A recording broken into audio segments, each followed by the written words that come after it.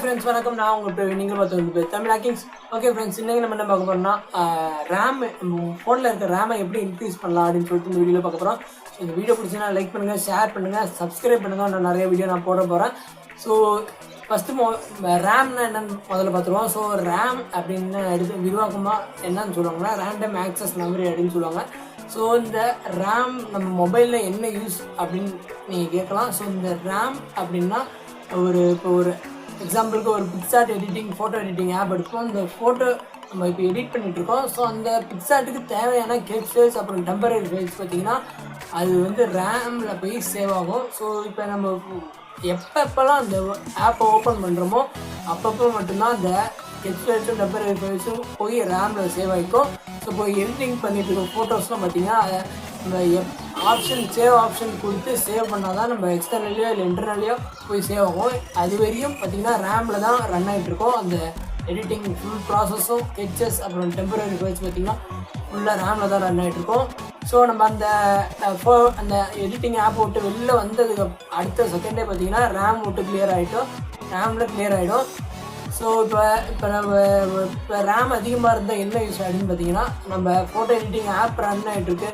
இப்போ கேம் விளாண்டுட்ருக்கோம், தனியாக வாட்ஸ்அப்பில் யூஸ் பண்ணிகிட்ருக்கோம், ஃபேஸ்புக் பார்த்துருக்கோம் அப்படின்னு பார்த்தீங்கன்னா எல்லா அதோட டெம்பரரி ஃபைல்ஸ் ஸ்கெட்ச் ஃபைல்ஸும் போய் பார்த்தீங்கன்னா ரேமில் சேவ் ஆகும். ஸோ அந்த ரேம் சேவ் ஆகும்போது ஃபுல் ஆகிட்டுனா நம்மளுக்கு ஃபோன் ஸ்லோவாக வாய்ப்பு உண்டு. ஸோ அதனால இப்போ நம்ம ரேம் இன்க்ரீஸ் பண்ணிட்டோம்னா நம்ம எக்கச்சக்கமான ஆப்ஸை ரன் பண்ணிக்கலாம். ஸோ எந்த ஒரு ப்ராப்ளமும் வராது நம்ம ஃபோனுக்கு.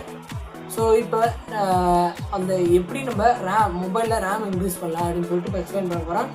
ஸோ இப்போ பார்த்தீங்கன்னா நம்ம ஒரு ஃபோன் எடுத்துக்கிட்டோம்னா அந்த ஃபோனுக்கு தனியாக 2GB 4GB இப்போ OnePlus பார்த்தீங்கன்னா 6GB வரையும் ரேம் கொடுத்துட்டாங்க. ஸோ இப்போ அது பார்த்தீங்கன்னா 4GB பார்த்தீங்கன்னா ஹார்ட்வேரில் தனியாக ஃபிசிக்கலாக பார்த்தீங்கன்னா ஹார்ட்வேரில் தனியாக நம்ம ஃபோனில் ஃபிட் பண்ணி வச்சுருப்பாங்க.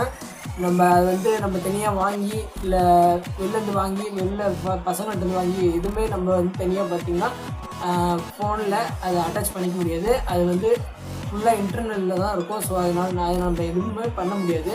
ஸோ இப்போ சரி அப்போ எப்படி நம்ம ரேம் இன்க்ரீஸ் பண்ணுறது அப்படின்னு சொல்லுவோம். ஸோ முதல்ல பார்த்திங்கன்னா ரோயிசாஃப்ட் ரேம் எக்ஸ்பேண்டர் அப்படின்னு சொல்லிட்டு நம்ம ப்ளே ஸ்டோரில் பார்த்திங்கன்னா ஒரு ஆப் இருக்குது. ஸோ முதல்ல அந்த ஆப்பை இன்ஸ்டால் பண்ணிக்கோங்க.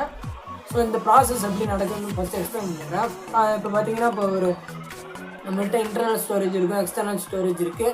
அதில் ஏதாச்சும் ஒன்று இன்டர்னல் ஸ்டோரேஜ் இல்லைனா எக்ஸ்டர்னல் ஸ்டோரேஜில் ஏதாச்சும் ஒன்று நம்ம வந்து நம்ம ரேம்க்கு தனியாக பார்த்திங்கன்னா பகிர்ந்துக்க போகிறோம். ஸோ இதுதான் இப்போ நம்ம பண்ணக்கூடிய ப்ராசஸ். ஸோ இப்போ ஒரு ஸ்டோரேஜ் நம்ம மெமரி கார்டு வந்து பார்த்திங்கன்னா 16GB இருக்குது. ஸோ இதில் 4GB ரேம் போட்டுக்கலாம் அப்படின்னு கேட்டிங்கன்னா போட்டுக்கலாம். ஸோ நம்ம அதுக்கு பார்த்திங்கன்னா நம்ம மெமரி கார்டில் ஒரு 4GB ஸ்பேஸ் இருக்கணும். அது மட்டும் இல்லாமல் நம்ம memory card 4GB minimum 4GB memory card தேவை. ஸோ இதுக்கு இப்போ பார்த்தீங்கன்னா நம்ம இந்த ரோயிசாஃப்ட் ரேம் எக்ஸ்பேண்டர் ஆப்பை இன்ஸ்டால் பண்ணதுக்கப்புறம் அது எத்தனை MB வேணும்னு கேட்போம் அந்த ஆப்பில். ஸோ இப்போ நான் 1GB கொடுத்தேன்னா நம்ம எக்ஸ்டர்னல் எங்கே எடுக்கணும்னு கேட்கும், இன்டர்னல் ஸ்டோரேஜா இல்லை எக்ஸ்டர்னல் ஸ்டோரேஜ் எங்கே ரேம் எடுத்துக்கணும் அப்படின்னு கேட்கும். இப்போ நம்ம மெமரி கார்டு கொடுத்ததுக்கப்புறம் பார்த்தீங்கன்னா ஸ்வாப் ஃபைல் அப்படின்னு சொல்லிட்டு ஒரு ஃபைலை நம்ம மெமரி கார்டில் வந்து சேவ் பண்ணி வச்சுக்கோம். இப்போ நம்ம 1GB கொடுக்குறோம். ஸோ 1GB ஸ்வாப் ஃபைல் அப்படின்னு சொல்லிட்டு ஒரு ஃபைல் கிரியேட் ஆகிடும். ஸோ இப்போ நம்ம முன்னாடி சொல்லி இந்த மாதிரி நம்ம ரேமில் போயிட்டு கெட்சஸும் டெம்பரரி ஃபைல்ஸும் ஸ்டோர் ஆகும்னு அதே ப்ராசஸ் தான் இங்கேயும் நடக்குது. நம்ம இப்போ அந்த ஸ்வாப் ஃபைல் கிரியேட் பண்ணதுக்கப்புறம் இந்த ரோயிசாஃப்ட் ரேம் எக்ஸ்பேண்டரில் 1GB ரேம் இன்க்ரீஸ் கொடுத்ததுக்கப்புறம் பார்த்திங்கன்னா ஸ்வாப் ஃபைல் போய் க்ரியேட் ஆகும். அந்த ஸ்வாப் ஃபைலுக்குள்ளே நம்ம அந்த பிக்சார்ட்டில் உள்ள இல்லை எந்த ஆப்பில் உள்ள கெச்சஸும் அந்த டெம்பரரி ஃபைல்ஸ் பார்த்திங்கன்னா அந்த ஸ்வாப் ஃபைலில் உள்ளே ப்ராசஸ் ரன் ஆகும். ஸோ இதுதான் இந்த ப்ராசஸ் மெத்தட். ஸோ இதை எப்படி இன்ஸ்டால் பண்ணி எப்படி யூஸ் பண்ணுறது அப்படின்னு சொல்லிட்டு பார்ப்போம். Welcome back friends. இதுதான் ரோயிசாஃப்ட் ரேம் எக்ஸ்பேண்டர். ஸோ இது நீங்கள் கூகுள் ப்ளேலேருந்து டெவலப் பண்ணிக்கலாம், இல்லை எங்கள் லிங்க்கில் இருக்குது, லிங்க்லேருந்து கூட நீங்கள் டெவலப் பண்ணிக்கலாம். ஸோ இது இன்ஸ்டால் கொடுங்க. ஸோ இன்ஸ்டால் ஆகிற வரையும் கொஞ்சம் வெயிட் பண்ணுங்கள். இன்ஸ்டால் ஆனதுக்கப்புறம் உங்களுக்கு உள்ளே போய் நான் யூஸ் பண்ணி காமிக்கிறேன்.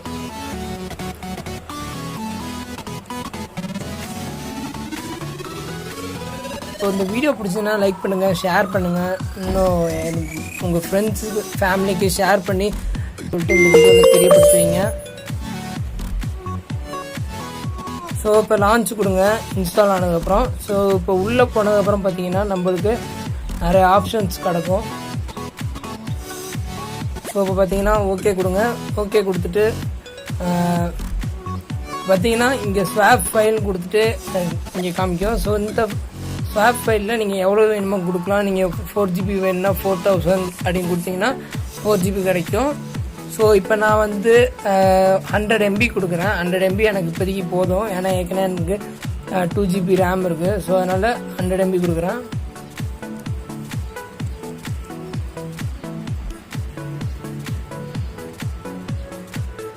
ஸோ முதல்ல ஸ்வாப் ஆக்டிவ் அப்படிங்கிறத கிளிக் பண்ணுங்கள். ஸோ இப்போ வந்து நம்மளுக்கு எந்த இடத்துல போய் சேவ் ஆகணும் அப்படின்னு கேட்கும். ஸோ இப்போ வந்து நான் வந்து எனக்கு SD கார்டில் சேவ் ஆகணும். ஸோ அதனால் இது மெமரி கார்டில் சேவ் ஆகணும். அது மெமரி கார்டு கொடுக்குறேன். ஓகே கொடுங்க. இப்போ வந்து ஸ்வாப் ஃபைல் வந்து 100 MB கொடுங்க. ஸோ கொடுத்துட்டு ஸ்வாப்பினஸ் அது ஒன்றும் இல்லை, சும்மா நீங்கள் எவ்வளோ வேணால் கொடுத்துக்கலாம். கொடுத்துட்டு ஸ்வாப் ஆக்டிவ்னு கொடுத்தீங்கன்னா நம்மளுக்கு 100 MB க்ரியேட் ஆகும் மெமரி கார்டில். ஸோ இது க்ரியேட் ஆனதுக்கப்புறம் பார்த்தீங்கன்னா நம்மளுக்கு நான் இப்போ ஸ்வாப் ஃபைலில் போய் காமிக்கிறேன்.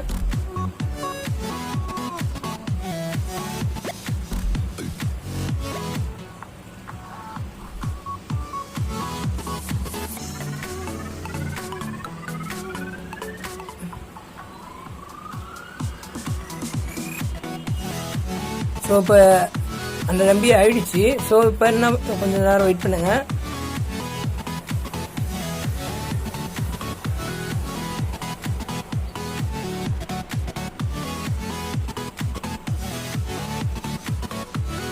இப்போ நம்மளுக்கு ஸ்வாப் ஆக்டிவ் ஆகிடும். ஸோ நான் இப்போ